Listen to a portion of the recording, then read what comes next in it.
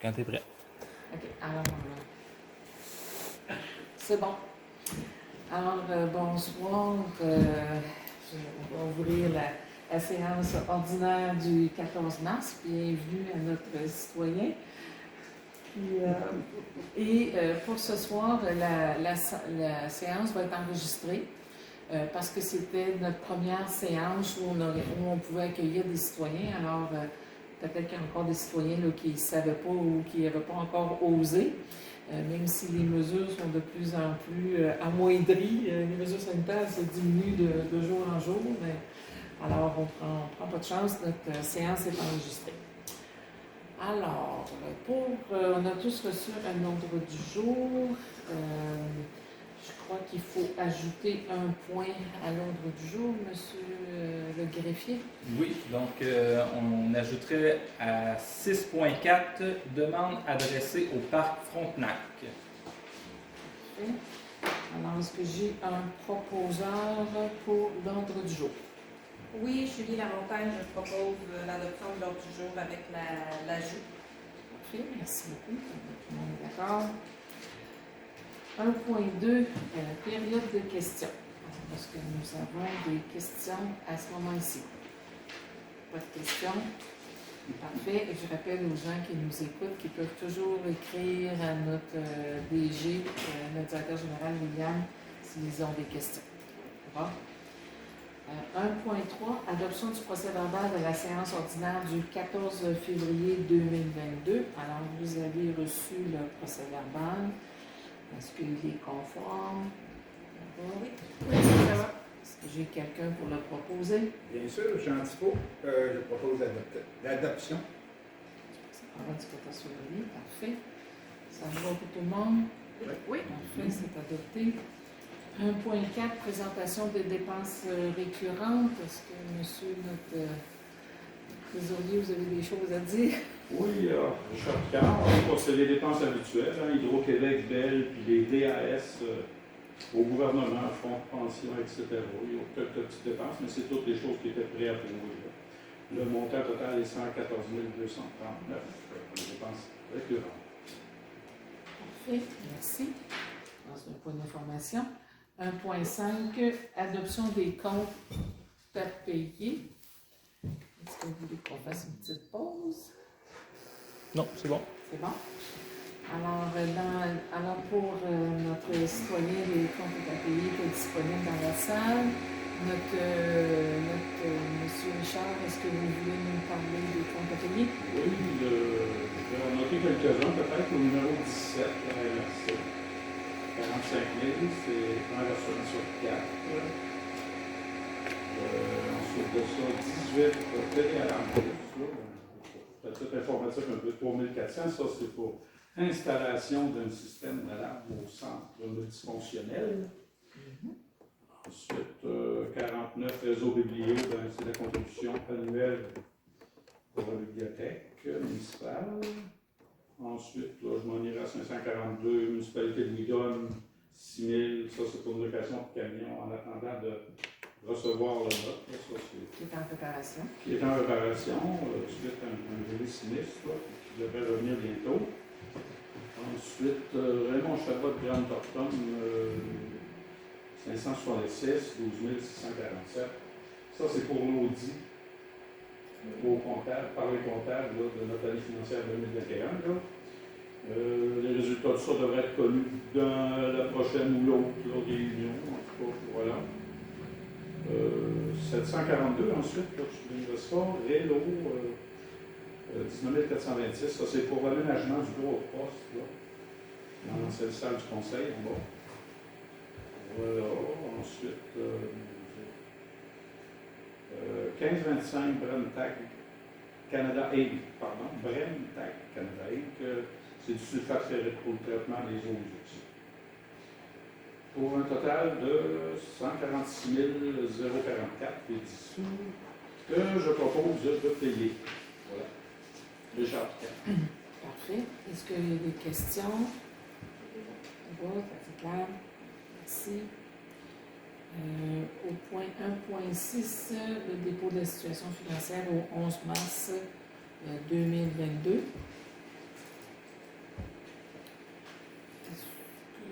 choses Oh, particulières il y a à rien de noter? particulier à dire, là. Sauf qu'on a bien hâte de voir nos résultats de 2021, c'est tout. Voilà. C'est bon. Merci. Le suivi des dossiers, à 1.7, le suivi des dossiers municipaux. Alors, peut-être du côté service de proximité, développement, tourisme. Vous avez des choses à dire, M. Josselin? Oui, Jocelyn Plante, je voudrais vous informer que la Société de gestion du parc du Lac-Armeur a effectué des demandes de subvention pour l'embauche d'étudiants cet été au parc. Puis, en plus, il y a une coordonnatrice aux opérations qui a été embauchée. C'est elle qui va s'occuper de coordonner l'ensemble des activités cette année au parc. Puis, les préparatifs pour tout ce qui est opérationnel cet été, c'est déjà en cours. Pour votre bénéfice, la personne qui est embauchée, c'est Mme Nathalie Brassard, une dame qui demeure présentement à Israël. Merci. On avait pensé parler des pistes de ski de fond, compte tenu qu'il y a de la neige encore, on va attendre un peu. La patinoire aussi, des redoux et des reprises d'hiver aussi, fait qu'on fera ça une prochaine fois. Dans le volet urbanisme et environnement, juste informer que actuellement la MRC est à élaborer le plan régional des milieux humides et hydriques de la MRC du Granit. C'est une obligation qui est faite par le ministère de l'Environnement. Donc, on a déjà eu une première séance d'information, puis ça va continuer. Normalement, le dépôt de ce plan-là est prévu en juin. Fait qu'on aura l'occasion d'en reparler de façon plus précise. Le deuxième volet dans ça, c'est on a été interpellé aussi pour une consultation opérationnelle des travaux forestiers qui possiblement pourraient avoir lieu dans la saison 2022-2023 secteur Lac-Elgin. Alors, on continue là, la récolte du bois sur les terres publiques. Donc, on a interpellé l'Association de protection du lac Elgin et ensemble, autant l'association que la municipalité, on va déposer dans cette consultation-là le même document qu'on a déjà déposé, fait par le rappel sur l'entretien des chemins forestiers, comment faire ça, comment éviter des descentes au lac et tout. Et aussi, on peut se dire que la dernière fois, ça s'est quand même bien passé. Ils sont habitués avec nous, là, avec ce rapport-là de rappel. Ils sont habitués aussi qu'on fasse la visite avec eux au départ. Fait qu'on remet ça là, dans la marmite exactement de la même façon. Ils sont pas certains, ils font la consultation maintenant, tout en n'étant pas certains que ça va être en 2022-2023.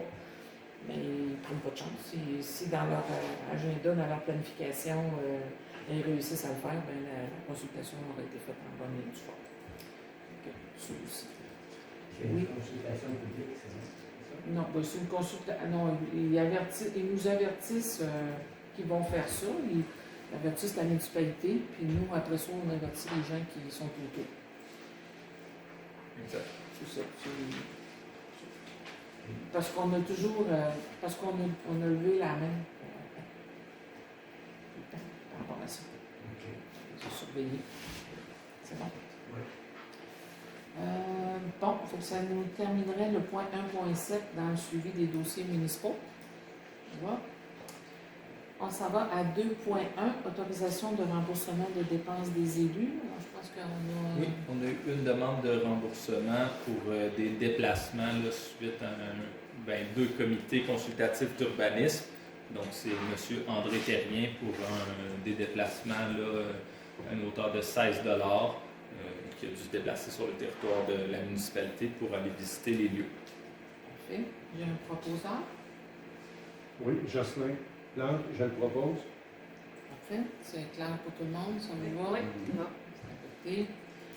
2.2, dépôt de la liste des donateurs et des dépenses élections municipales 2021.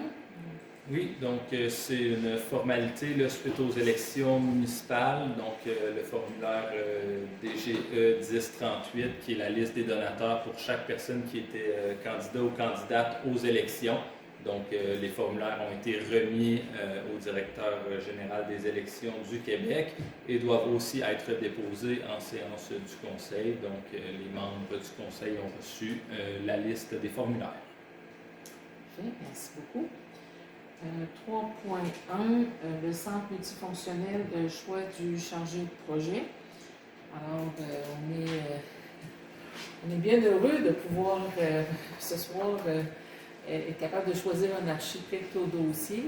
Oui, Donc, en effet, là, donc, ça a été quand même des longues démarches et plusieurs acteurs ont été contactés, mais c'est un milieu qui est en surcharge présentement, là, donc trouver des architectes, c'est pas évident, mais on a quand même fait l'effort de recevoir plusieurs soumissions, là, donc il y a une quinzaine de firmes d'architectes là, ici jusqu'à Montréal qui ont été contactés pour réussir à avoir 3 soumissions.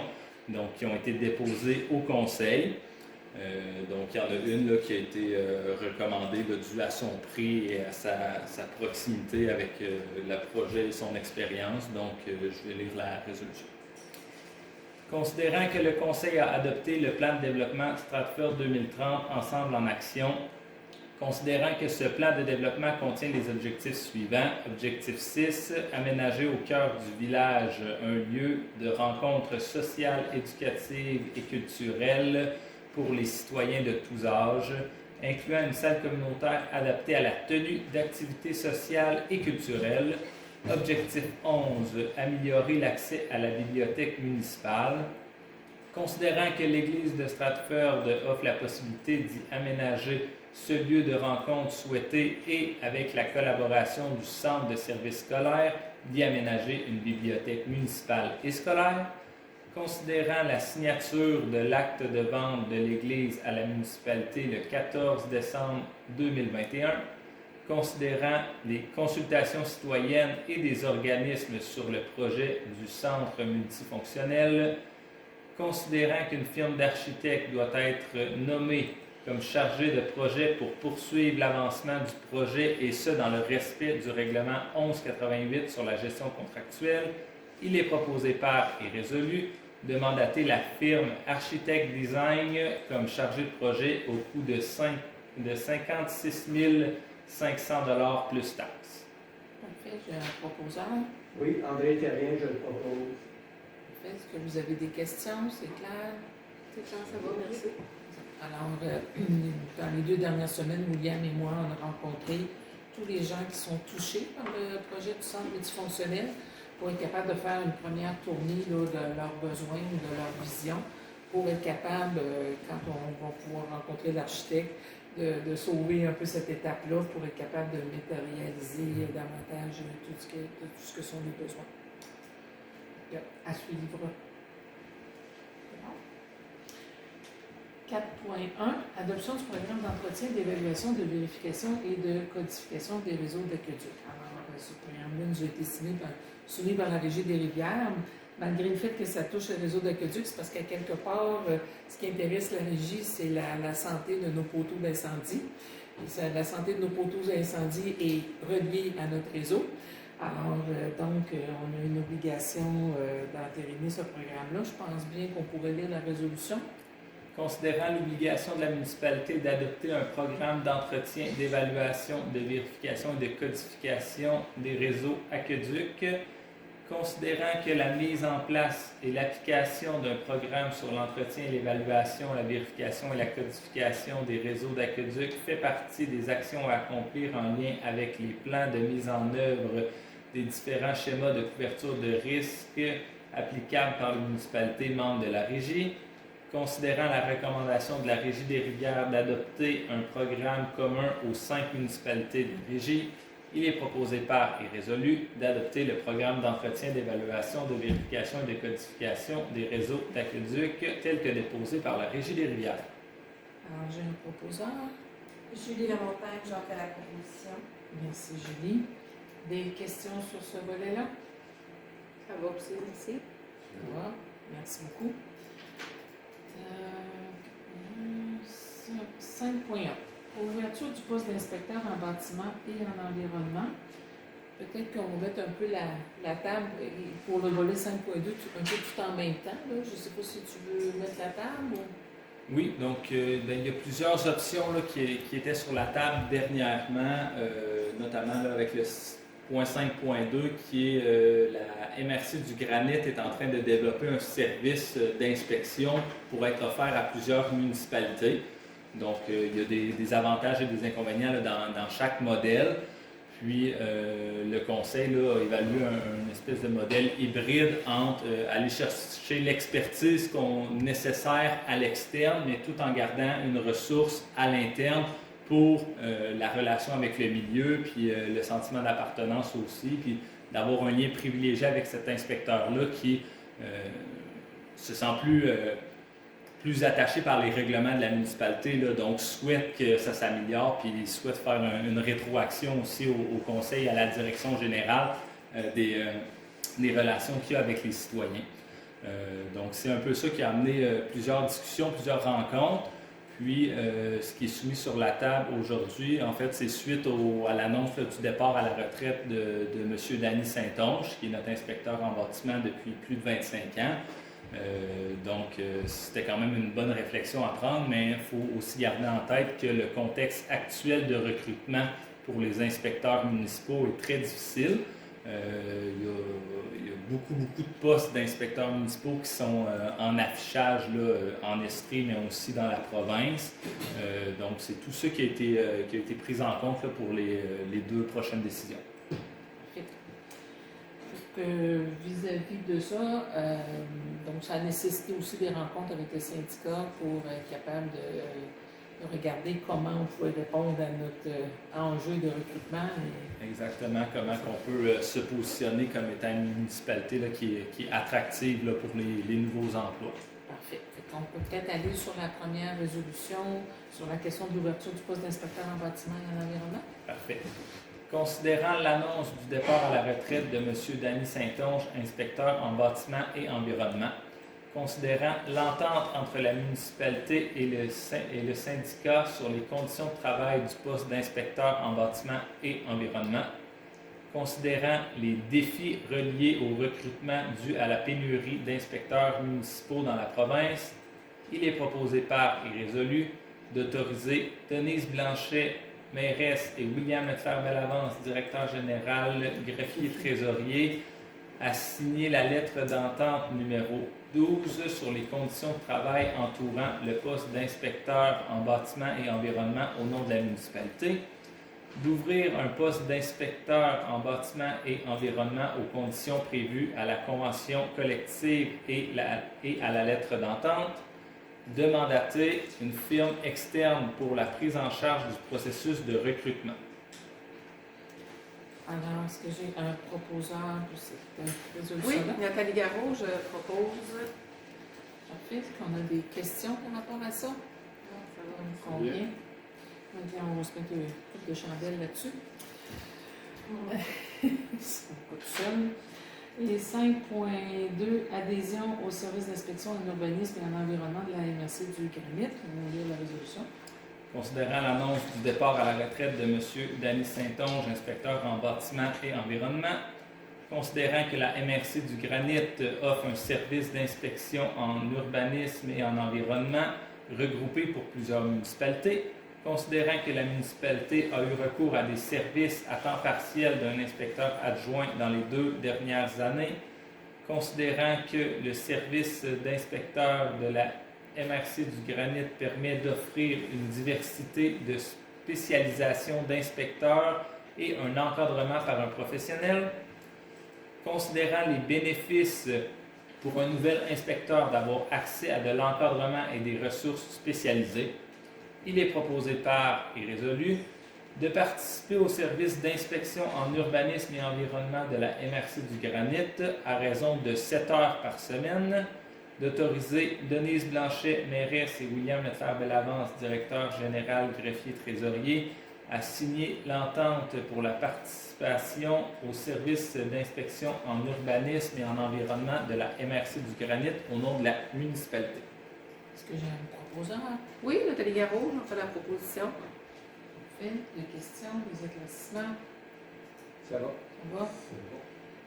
Eux aussi sont à la recherche de 2 ou 3, je ne sais pas encore.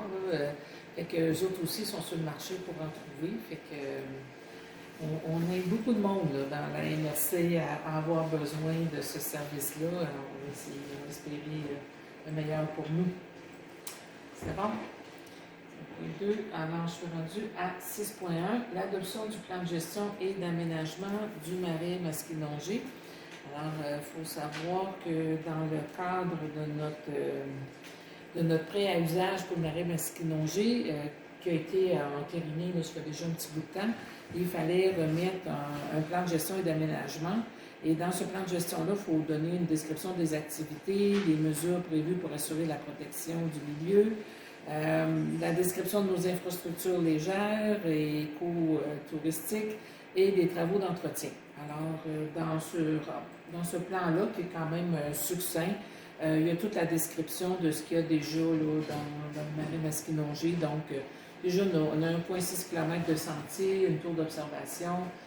C'est des bénévoles qui ont tout replacé le sentier. On fait ça là, de manière vraiment, je dirais, écologique. Et on sait qu'il y a un bon taux de préservation et de conservation de faune et flore parce que c'est un lieu pour les ornithologues reconnus. Alors, il y a dans le plan de gestion des possibilités d'amélioration. Produire peut-être un code d'éthique pour le randonneur, ajouter des panneaux de sensibilisation et d'information. C'est à peu près ça, le contenu du plan de gestion. Donc, on va pouvoir, si on l'adopte, on va pouvoir l'acheminer au ministère en lien avec notre prêt à usage. Alors, je vous laisse lire la résolution. Considérant que le ministère des Forêts, de la Faune et des Parcs a accordé à la municipalité du canton de Stratford un prêt à usage pour le marais Masquinongé, considérant que ce contrat prévoit que la municipalité s'engage à préparer un plan de gestion et d'aménagement du marais Masquinongé, considérant que la Société de gestion du parc du lac Elmer a déposé le plan de gestion et d'aménagement du marais Masquinongé, il est proposé par et résolu d'adopter le plan de gestion et d'aménagement du marais Masquinongé tel que déposé par la Société de gestion du parc du lac Elmer, d'acheminer le plan de gestion et d'aménagement du marais Masquinongé au ministère des Forêts, de la Faune et des Parcs en accord avec le prêt à usage pour le marais Masquinongé. Alors, est-ce que j'ai un proposeur? Oui, Jocelyn Plante, je propose d'adopter le plan de gestion et d'aménagement du marais Masquinongé. Merci. Alors, des questions? Ça va? C'est adopté. OK, alors je suis rendue à 6.2. Attribution de la subvention à la bibliothèque municipale. Pour celui là. Oui, donc c'est une contribution annuelle. Donc, considérant que le comité de la bibliothèque municipale a déposé ses documents financiers pour 2021 et 2022, considérant que la contribution annuelle est prévue au budget, il est proposé par et résolu d'attribuer la subvention annuelle de 2 500 $ à la bibliothèque municipale. Alors, j'ai un proposeur. Oui, je le propose, André Terrien. Parfait. Il faut savoir que le comité de bibliothèque est fébrile, hein? Ils sont très axés là, sur la prochaine bibliothèque en lien avec celle de bibliothèque scolaire, puis ils sont en train de reviser leur propre bibliothèque là, pour en tirer le meilleur parti, puis regarder qu'est-ce qu'on peut faire de mieux avec les réseaux biblios. Fait que c'est très, très... les gens sont très stimulés, là. Ils ont hâte là, de pouvoir agir encore plus. C'est comme un rêve, là. C'est ça. Oui, parce que ça fait la deuxième fois au moins qu'ils sont en train de traiter ce dossier-là. La dernière fois étant quand ils ont passé proche d'acquérir l'ancienne caisse. C'est là qu'il y a eu des discussions pas mal avancées de ce côté-là, mais de toute façon, ça nous sert aujourd'hui parce qu'il n'y a pas de heure. Tu sais, les gens savent un peu quel chemin ça va prendre de pouvoir jumeler ces deux bibliothèques-là, fait que c'est intéressant. Donc, ça fait partie des bonnes nouvelles. 6.3, contribution financière à la Société de gestion du parc du lac Elmer. Alors ça aussi, on a une entente de gestion avec la Société du parc. Ils nous ont déposé leur rapport financier. Bientôt, on va les revoir pour leur plan de direction, si on veut, de développement. Mais pour les activités et tout qu'ils ont fait l'année dernière, puis ce qu'ils s'apprêtent à faire, alors ça a été déposé à la satisfaction du comité de suivi de l'entente de gestion, ce qui nous permet de pouvoir verser la somme qui est prévue au budget. Je vous laisse lire la résolution.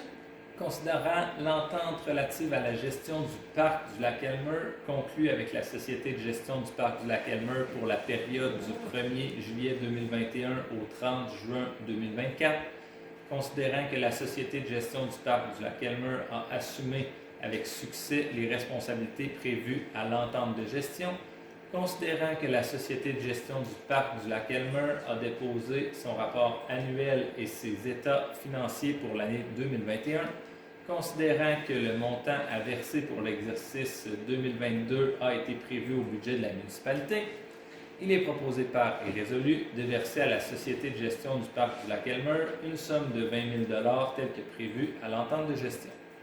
Est-ce que j'ai un proposeur? Oui, Jocelyn Plante, je le propose. Parfait, merci. D'avoir tout le monde? Oui. Parfait. On est rendu au point 6.4, demande adressée au Parc Frontenac. Alors peut-être avant de regarder la résolution, dire qu'il y a eu une rencontre entre je veux dire les mairesses, mais il y avait un maire qui était invité. Les trois mairesses, là, Stoneway, Saint-Romain, Stratford, et ça concerne aussi Lambton.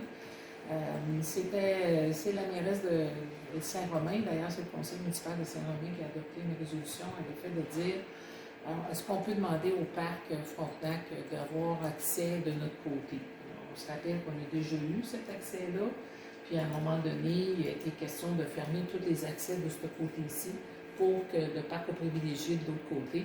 Et là, ben, compte tenu là, que toutes les activités, saines habitudes de vie, santé, le plein air est revenu vraiment au bout du jour. Alors là, Saint-Romain a dit ben, on devrait réactiver cette demande-là d'avoir accès de notre côté. Fait que donc, les quatre municipalités, on est vis-à-vis de la même résolution pour être capable d'interpeller le conseil d'administration du parc Frontenac pour voir s'il n'y aurait pas d'ouverture et comment ça pourrait se faire.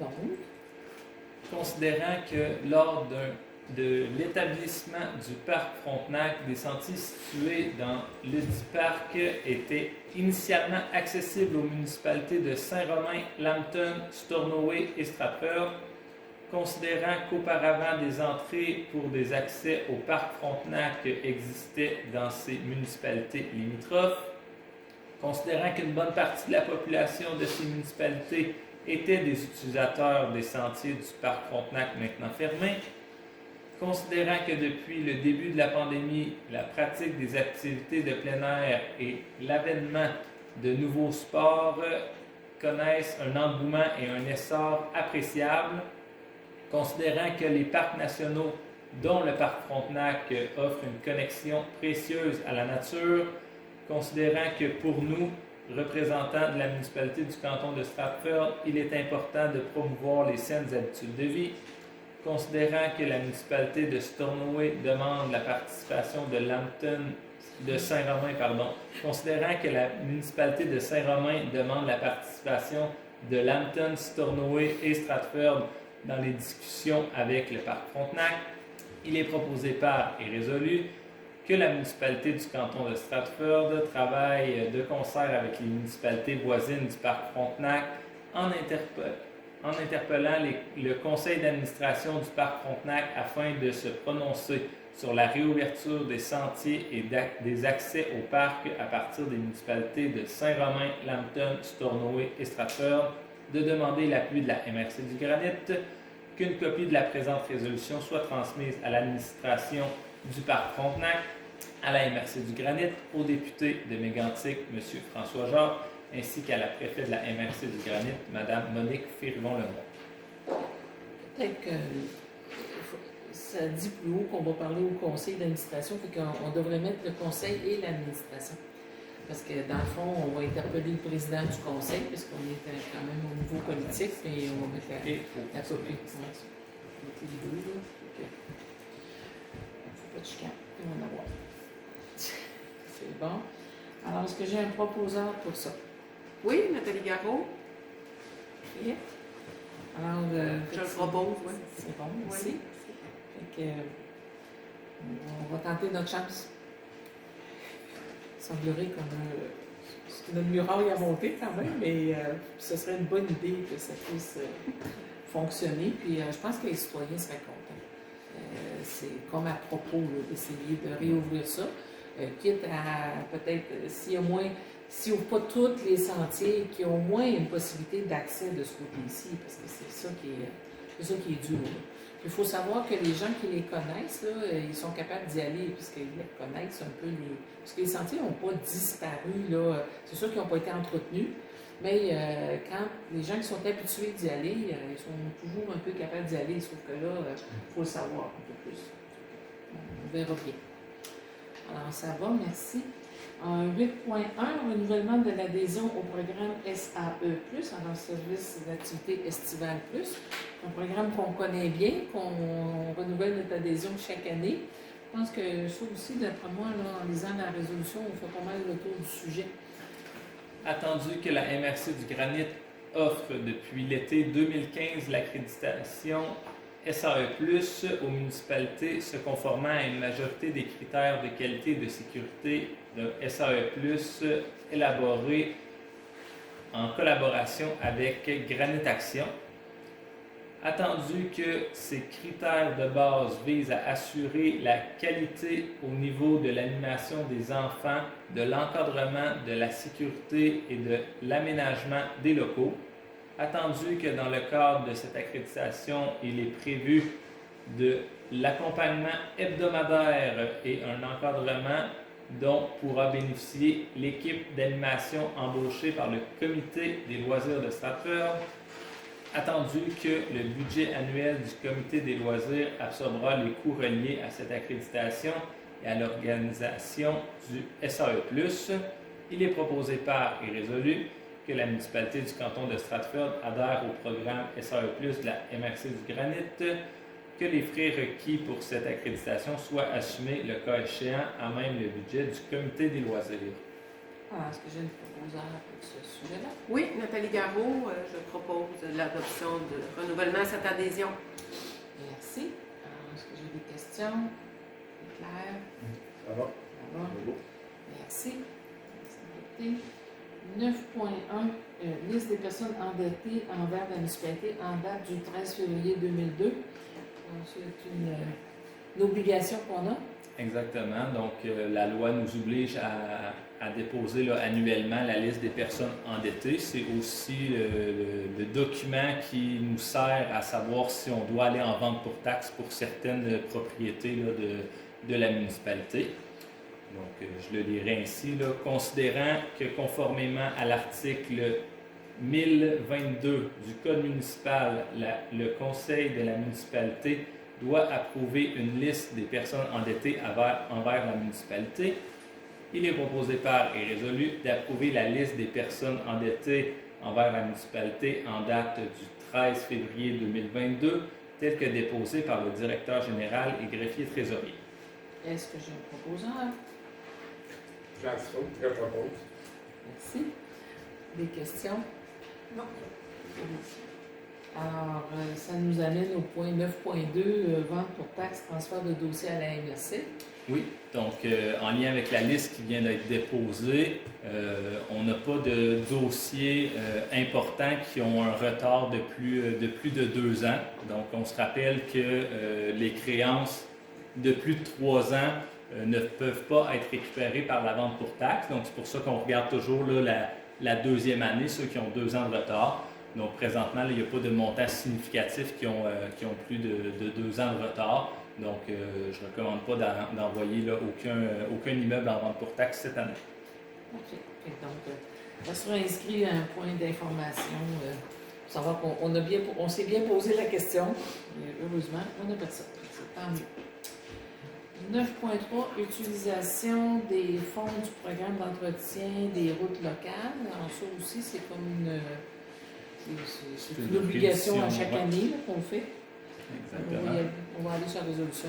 Considérant que la municipalité du canton de Stratford a pris connaissance des modalités d'application du programme Entretien des routes locales du programme d'aide à la voirie locale, considérant que les travaux réalisés ou les frais inhérents sont admissibles au programme Entretien des routes locales, considérant que le réseau routier pour lequel une demande d'aide financière a été octroyée est de compétence municipale et admissible au programme Entretien des routes locales, il est proposé par et résolu que le conseil de la municipalité du canton de Stratford approuve les dépenses d'un montant de 43 267,69 $ relativement aux travaux d'entretien réalisés et frais inhérents admissibles conformément aux exigences du ministère des Transports, se détaillant comme suit. Resurfaçage de la rue des Peupliers pour un montant de 7 071,95 $. Achat d'abat-poussière pour un montant de 26 781,52 $. Le débroussaillage pour un montant de 9 414,22 $. Donc, pour un total de 43 267 $. Parfait, j'ai une proposeur pour ce... Oui, Nathalie Garot, j'ai fait la proposition en vertu de l'utilisation des fonds pour le programme d'entretien des routes locales. Parfait, merci beaucoup Nathalie. Alors, des questions, ça va, c'est clair?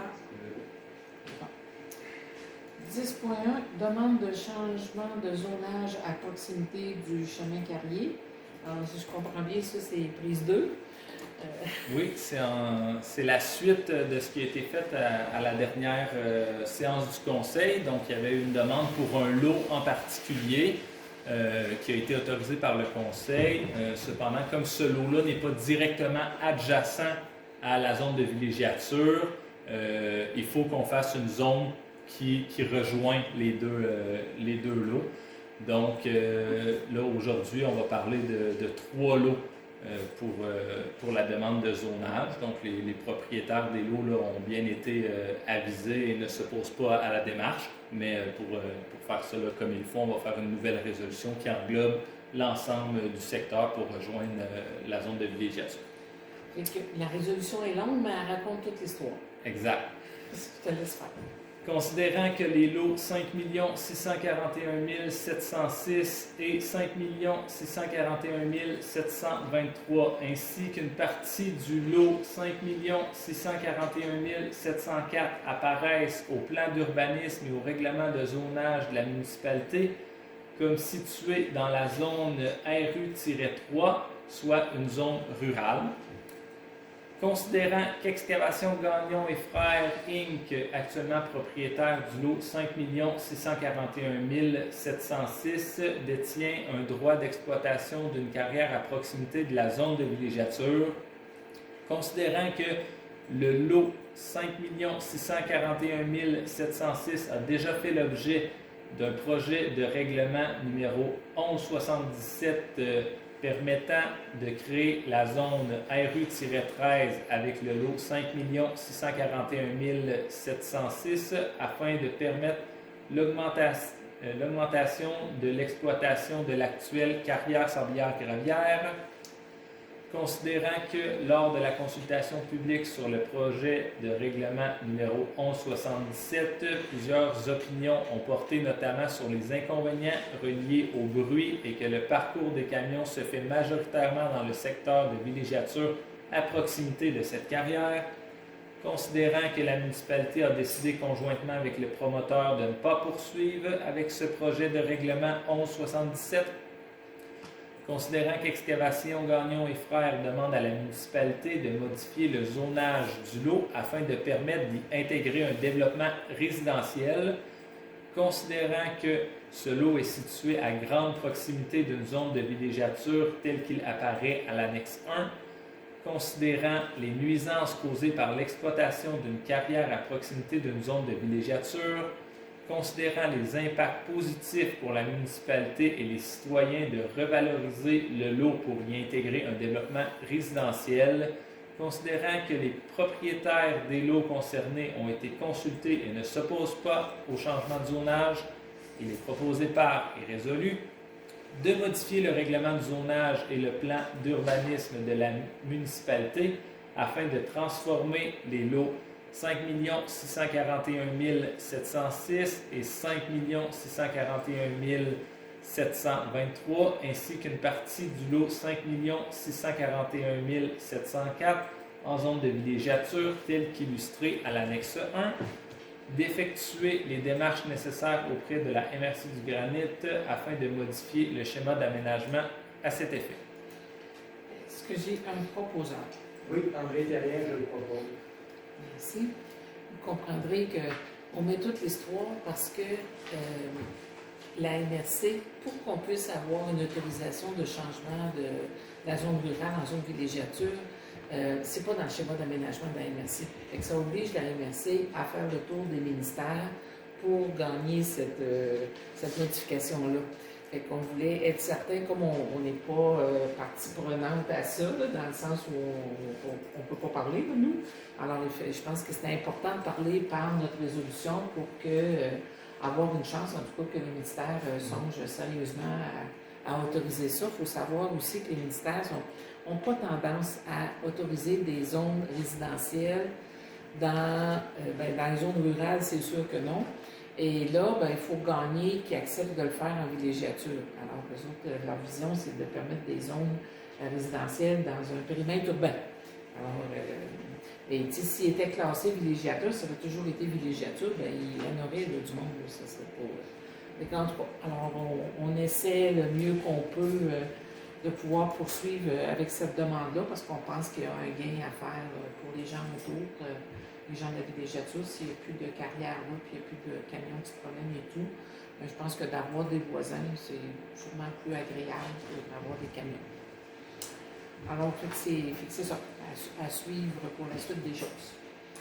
10.2, adoption du premier projet de règlement numéro 1204, modifiant le règlement de zonage afin de définir la ligne des Hauts-Eaux du lac Elgin.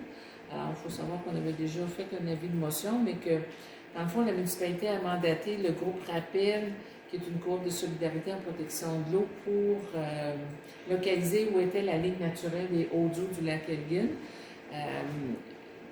Entre autres, on n'a pas besoin de faire ça pour le lac Hermouille parce qu'il y a un barrage que les autres qui nous le donnent dans la hauteur.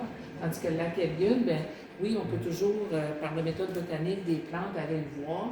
Et disons que là, ça avait suscité pas mal de débats. Alors là, de prendre une firme spécialisée pour être capable de localiser vraiment la ligne des Hauts-Eaux. La méthode qui est appliquée, c'est la méthode botanique avec une analyse physique des plantes. Donc ça permet de dire lesquelles sont aquatiques, lesquelles sont de terre, de terrain. Et fait que ça nous permet de déterminer une clé. Fait que, dans la modif du règlement, on dit à quelle hauteur aller. Là, je ne me suis pas inscrit ça, mais parce que je sais qu'il est dans le règlement. Je te laisse aller. Attendu que le Conseil de la municipalité de Stratford a adopté et fait approuver par ses électeurs le règlement de zonage numéro 1035 qui est entré en vigueur le 18 septembre 2009. Attendu que le Conseil souhaite fixer la ligne des Hautes-Eaux du lac Elgin. Attendu que la firme Rappel a déposé un rapport de délimitation de la ligne des Hautes-Eaux du lac Elgin en août 2021. Attendu que cette intention nécessite une modification au règlement de zonage, attendu qu'un avis de motion du présent règlement a dûment été donné à la séance du Conseil du 14 février 2022, il est proposé par et résolu d'adopter le premier projet du règlement numéro 1204 modifiant le règlement de zonage afin de définir la ligne des Hautes-Eaux du lac Elgin.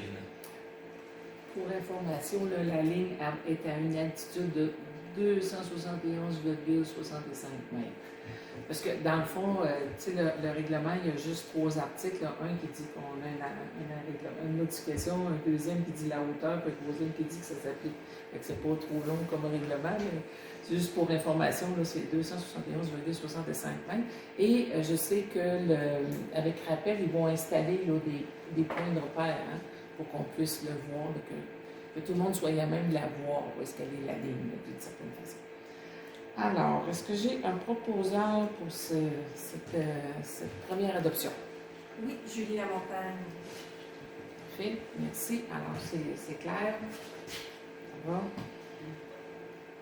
10.3, alors c'est le dépôt des procès-verbaux du comité consultatif en urbanisme du 2 et 8 mars 2022. Alors, on a reçu les 2 procès-verbaux, ça va nous permettre de les regarder, de les étudier pour notre prochaine réunion de conseil, puis de faire les consultations publiques qui sont nécessaires aussi. Exact.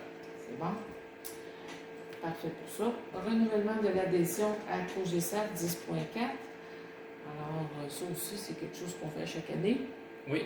Donc, considérant que le Conseil désire appuyer les travaux du Conseil de gouvernance de l'eau des bassins versants de la rivière Saint-François, COGESAF, il est proposé par et résolu de renouveler la cotisation annuelle de la municipalité de Stratford comme membre régulier au coût de 75 de désigner M. André Terrien pour représenter la municipalité auprès du COGESAF. Alors, j'ai un proposeur. Jean Tifo, je propose. Merci. Ça va, c'est clair? Oui, merci. Merci. 10.5. Avis de motion, projet de règlement numéro 1205, modifiant le règlement de zonage 1035 afin de modifier les usages récréatifs dans la zone récréative 2. Peut-être que ça va demander un peu d'explication, ou bien on est bon pour dire ça peut-être aussi. Oui, donc en présentant, dans le fond, on a une demande des propriétaires du pavillon de la faune pour permettre d'autres types d'activités sur leur territoire. Donc, eux sont dans une zone récréative qui est la REC-2. Présentement, ils ne sont pas autorisés à faire de la location d'embarcations nautiques. Ce n'est pas permis là, dans leur zonage. Donc, les propriétaires font la demande au conseil pour intégrer cette possibilité-là dans leur zonage. Comme tout processus de règlement de zonage, là, eux en font la demande. Il va y avoir consultation publique, puis il va y avoir décision du conseil qui va être rendue plus tard, mais on se souvient que le processus est sur plusieurs adoptions, là, donc ça donne vraiment le temps de consulter la population et de modifier le règlement en cours de route pour s'assurer d'une conformité exacte.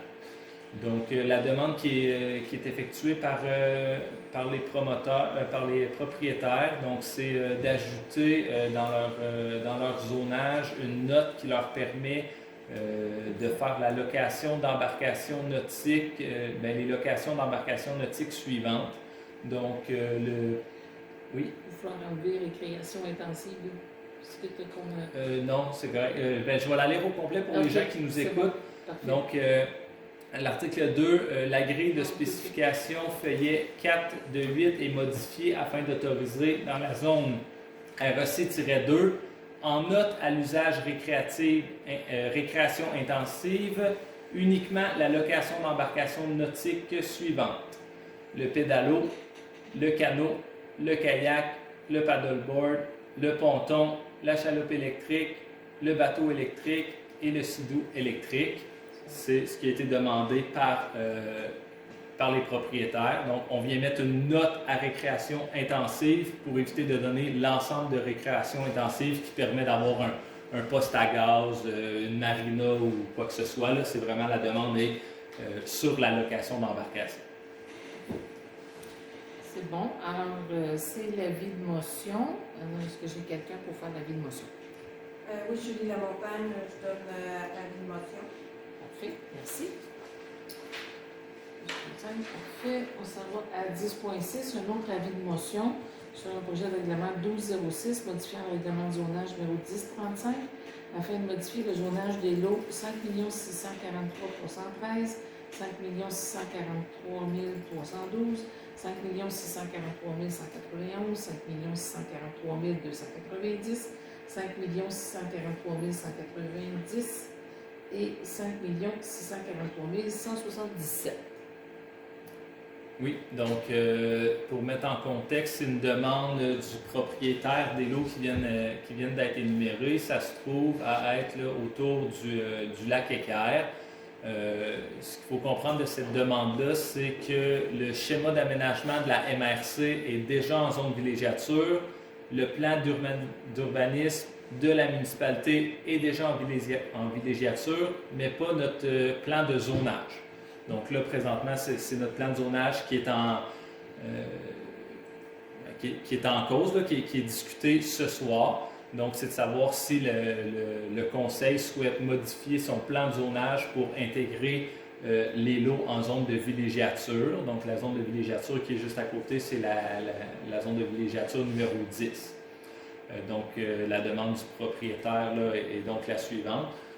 que la carte, là je vais vous lire l'article qui s'applique au projet de règlement qu'on est en train de regarder. Donc, la carte intitulée Plan de zonage milieu rural numéro STR-ZON-4 est modifiée afin d'inclure les lots 5 643 313, 5 643 312, 5 643 191, 5 643 290, 5 643 190 et 5 643 177 à la zone VILL-10. Donc, qui serait conforme au plan d'urbanisme et au schéma d'aménagement de la MRC. Ce qui va faire que tout le tour du lac va être zone villégiature au lieu d'avoir un petit coin qui est zone rurale pour une de nos cartes.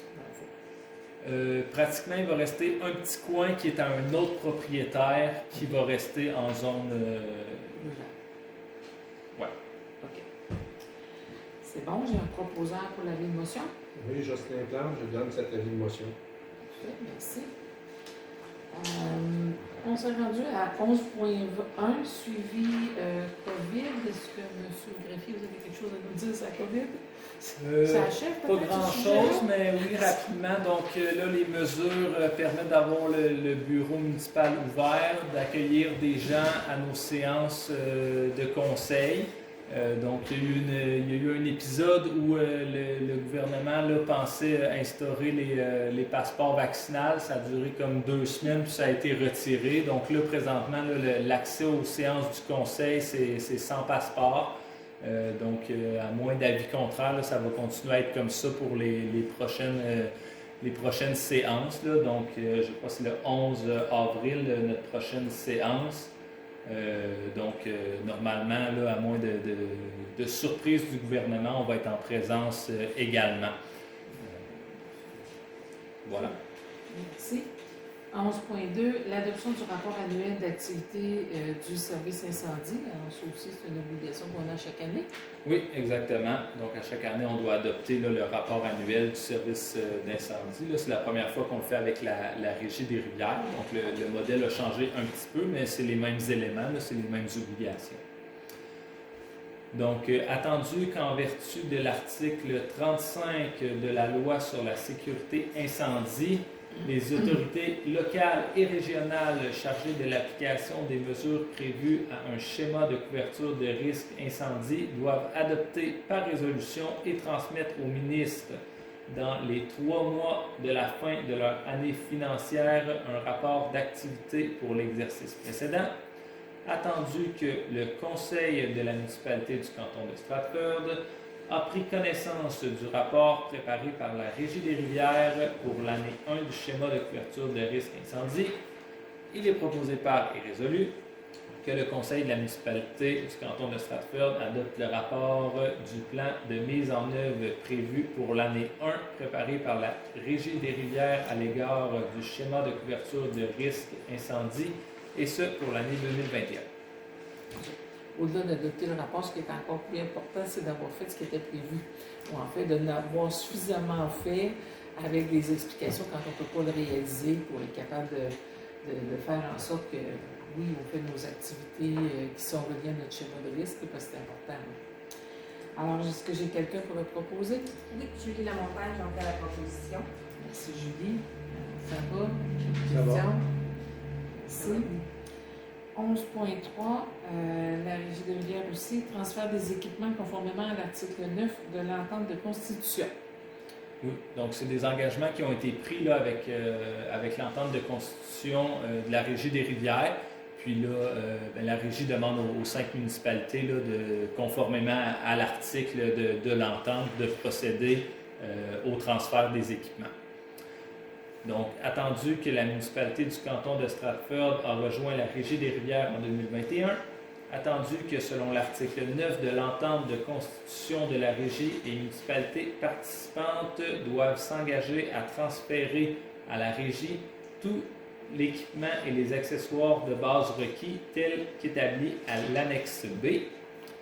Il est proposé par et résolu d'autoriser le transfert à la régie de tous les équipements et les accessoires de base requis tels qu'établis à l'annexe B de l'entente de constitution. Alors, j'ai le proposeur. Julie Lamontagne, j'en fais la proposition. Merci. J'ai des questions?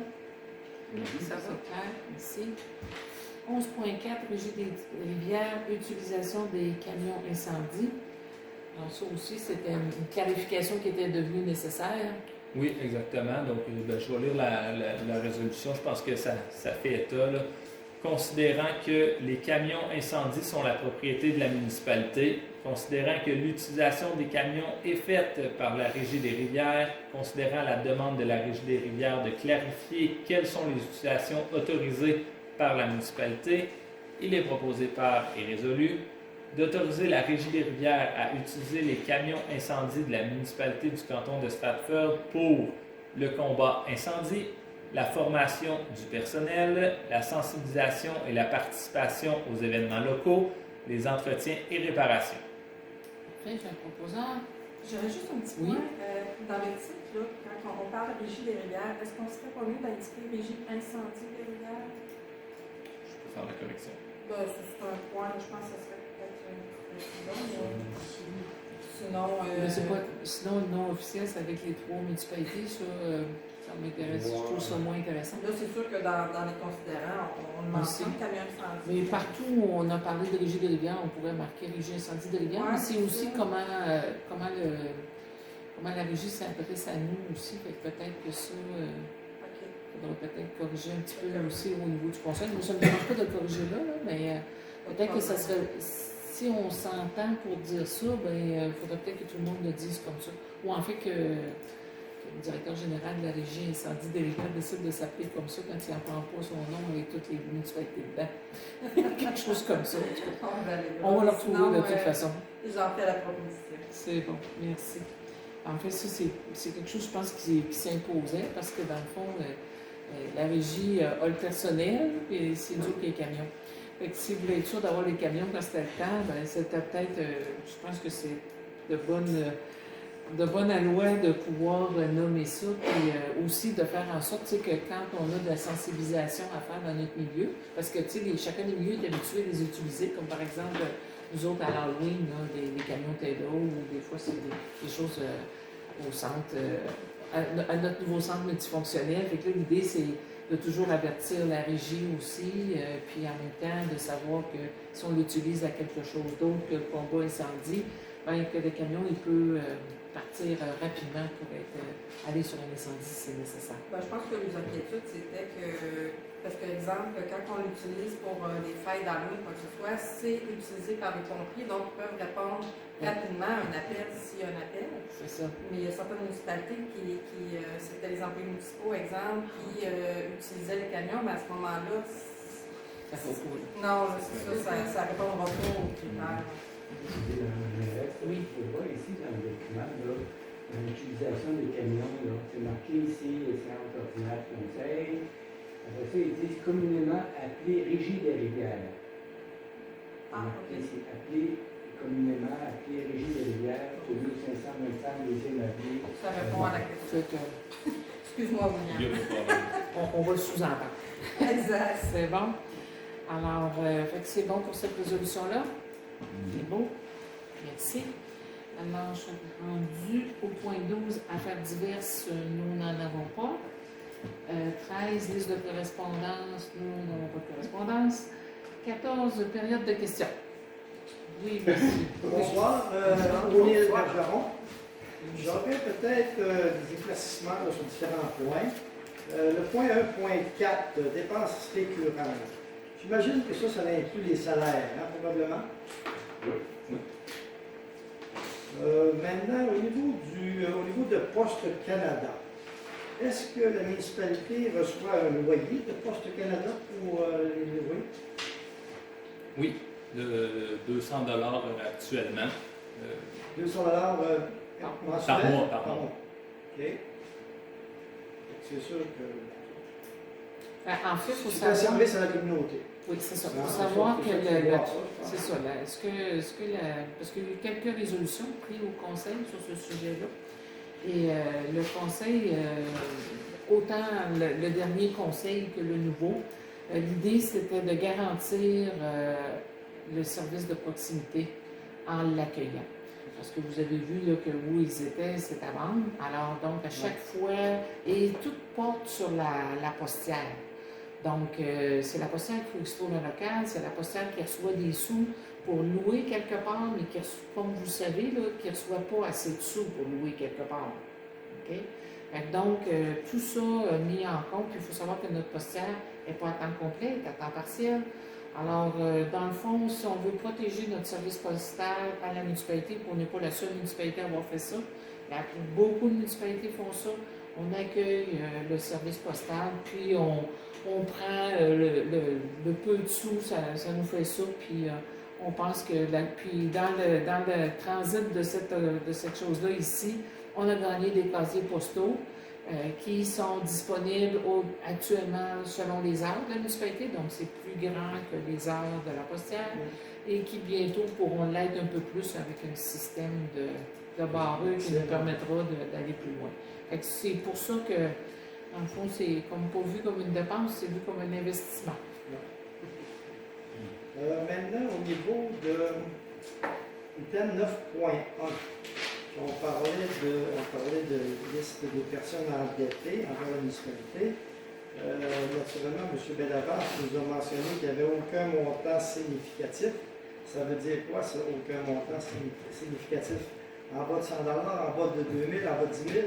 Non, c'est pour aller en vente pour taxe, ça coûte à la municipalité 300 $. Faire la demande pour le processus. Donc, si la personne doit moins que 300 $, c'est pas avantageux. Fait que, pour la réponse à votre question, là, notre limite, c'est 300 $ environ. Au niveau de l'item 10.2, la ligne des autres hauts de la cabine, j'imagine que ça va avoir un impact aussi sur d'autres règlements, hein, tels que, je ne sais pas, des gens qu'il faut qu'ils se construisent à 15 mètres la ligne des autres rouges, je ne sais pas trop, ces choses-là, ou bien le 5 mètres à ne pas tomber, ou non? Ça n'a pas d'impact sur les autres règlements. Dans le fond, ça vient clarifier. C'est que nos autres règlements, c'est déjà le 5 mètres ou le 15 mètres que vous parlez à partir de la ligne des hautes eaux. Okay. C'est ça qui est marqué. Mais là, on vient dire, la ligne des hautes eaux, c'est à ce point d'altitude-là. Puis comme ça l'évite d'argumenter sur « Ah, ben moi, je pense que ça, c'est encore une plante qui va dans les eaux. Non, ce n'est plus une. » Là, on a un point qui a été fait par des experts, puis ça vient clarifier puis faciliter le travail de notre inspecteur. Dans nos autres règlements, à ce moment-là, la ligne des autres eaux était mentionnée. Oui, ça mentionne la ligne des hautes eaux. Ça mentionnait à quelle altitude. C'est ça. Bien sûr. Maintenant, j'avais une question concernant la société de gestion du parc du Lac-Anneau. Une question ou plus un commentaire. L'objectif de la société de gestion, c'est quoi exactement? Je ne sais pas si quelqu'un peut. Je ne sais pas si M. Clark peut nous donner de l'information. Je vais laisser notre mairesse commencer, puis s'il faut, je le compléterai. En fait, l'objectif de la société de gestion, qui est gérée par une entente de gestion, dans cette entente-là, les objectifs sont inscrits nommément. C'est pour ça que j'essayais de voir pour être capable de la sortir, mais en réalité, c'est toute la gestion du parc, c'est aussi l'utilisation des lieux, c'est le fait de l'utiliser dans une idée de développement écologique. C'est de protéger aussi les lieux pour que ce soit encore, que ça reste un joyau autour du lac. C'est un accès aussi c'est de continuer à protéger l'accès public en ayant certaines règles, mais en protégeant l'accès public. Alors, je pourrais, si tu veux compléter, Jocelyn, je vais te laisser faire, mais je vais retourner chercher mon entente de gestion quelque part. De façon très simple, la société de gestion du parc de Lac-Anneau, c'est un organisme à but non lucratif. Donc, un organisme à but non lucratif peut procéder, par exemple, peut faire des demandes de subventions auxquelles la municipalité n'aurait pas accès. Puis à ce jour, c'est ce qu'on a fait. On a fait des demandes de subvention. Puis on en a eu, comme par exemple celle qu'on a eue pour la réfection des sentiers pontés. Et ça, c'est assez intéressant. C'était une somme qui s'apparentait à environ 30 000 $. Donc, ça nous a permis de prendre les pieux, parce que je pense que vous êtes au courant, vous êtes venu quelquefois faire du bénévolat avec nous. C'est que les pieux qui maintenaient ça étaient pourris, donc on a pu mettre des pieux vissés. Puis là, ben, nos sentiers pontés, ils vont être en forme pour un bon bout de temps, au moins 25-30 ans encore. Donc, ça, c'est un exemple parmi tant d'autres de choses, d'argent qu'on peut aller chercher pour améliorer l'environnement. Donc, on peut améliorer les sentiers, on peut améliorer les sentiers pontés. Là, bientôt cet été, au niveau opérationnel, il va y avoir du camping rustique. Donc, on a accès à des subventions pour acheter des tables de pique-nique, mettre différents accessoires autour de ce. Donc, c'est tout ça. Et au niveau opérationnel, il va y avoir aussi cet été, on va avoir accès à Beauval. On va avoir des terrains spécifiquement déterminés pour les petites vannes qui font du camping. Donc, ces vannes-là vont nous amener des revenus. Dans le fond, ça permet, au niveau opérationnel, de continuer le roulement du parc. De garder toujours disponible pour la communauté Stratford, mais aussi disponible pour les personnes de l'extérieur qui, eux, finalement, nous amènent un revenu. Et ça fait en sorte que la route tourne. Les revenus arrivent, ça nous permet de réinvestir, d'améliorer l'environnement, d'améliorer nos infrastructures. Parce que là, on a des investissements à faire au niveau de l'infrastructure pour. On a le pavillon des veilleurs, on appelle, que vous connaissez, où c'est les toilettes, ces choses-là. Donc, on est tout le temps on veut toujours améliorer l'infrastructure qu'il y a là, en allant chercher des subventions, en allant chercher des revenus, que ce soit pour le stationnement ou que ce soit en faisant de la location de camping. Donc, c'est à peu près ça. Je ne sais pas si ça vous éclaire un peu plus. Les engagements de la SGPLA là, à l'entente de gestion, là, je viens de les projeter ici, là, mais je peux les lire pour les gens qui nous écoutent. Organiser, opérer et poser tous les gestes pertinents pour administrer le parc du Lac-Elmer. Utiliser les installations et les équipements du parc de manière adéquate et aux seules fins auxquelles elles sont destinées, ainsi qu'en assurer l'entretien selon les dispositions à l'article 6 des présentes. Assurer l'ensemble des frais liés aux opérations du parc, notamment les frais pour embaucher, former et payer le personnel, les frais de bureau ainsi que les frais relatifs à l'inventaire nécessaire à l'exploitation du parc, percevoir l'ensemble des revenus provenant des activités, des subventions et autres sources en lien avec le parc, poursuivre les démarches visant à se doter d'un plan d'affaires pour l'aménagement, l'utilisation et le développement du parc. Ça fait le tour? Je pense que c'est pas le tour. Je comprends aussi un petit peu l'utilisation de la société de gestion pour aller chercher des subventions, peut-être. C'est ça, c'est un levier qui sert à aller chercher des subventions pour améliorer tout l'ensemble du parc. Mais aussi les activités qu'on fait au quotidien, les activités qu'on va faire cet été, bien, ça c'est le bout intéressant pendant la période estivale, mais là il y en a des revenus qui rentrent qui permettent de payer autant les étudiants qui sont là ou d'autres ressources qu'on a en interne. D'ailleurs, ben là, les étudiants, on a fait une demande de subvention fédérale, ça va être des emplois d'étudiants, donc il y a une bonne partie qui est payée par le fédéral, donc ça nous permet d'opérer à coût moyen. Oui. Je comprends bien ça. Maintenant, j'avais une question concernant la tech. Je me demandais un petit peu, on est rendu à quelle période au niveau de la tech? C'est-tu peut-être on a dépassé un petit peu le milieu, là. Les dates, c'est de 2019-2023, mais c'est pour les projets qu'on a ou c'est pour la période plus de oui, c'est la période, puis le montant aussi, naturellement, qui nous a été alloué, je ne sais pas quoi. Un peu plus d'1 million, 1,40 million. C'est selon la population, je pense, en permanent. Je pense qu'il y a plusieurs critères, là, mais entre autres.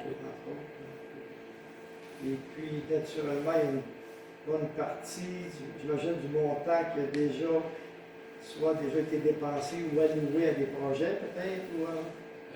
Non, l'attribution n'a pas encore été faite. Par exemple, il y a des priorités qui sont obligées dans la tech. Là. On ne peut pas la dépenser là, comme on le souhaite. Les premières priorités, c'est au niveau de l'eau. Oui, exactement. Donc comme on a déjà fait dans les autres conseils, là, il y a présentement un hydrogéologue qui parcourt des terrains de la municipalité pour essayer de voir là, à quel endroit on pourrait améliorer notre production d'eau potable. Donc, on va avoir un rapport à cet effet-là là, prochainement. Ce qui se trouve être la priorité numéro 1. Là, donc, le montant le plus important qu'on a à dépenser, c'est à ce niveau-là. Bon. Bien, merci pour vos questions. Si je ferme quand même. Le 15, certificat de disponibilité. Alors, Je confirme la disponibilité des fonds. parfait, merci. Et le point 16, levée de la séance. Un proposeur. Nathalie Garot, j'en fais la proposition. Merci Nathalie. Alors, merci pour votre écoute. Nous espérons que c'est notre dernière, on espère que c'est notre dernière enregistrée et qu'on va vous accueillir dans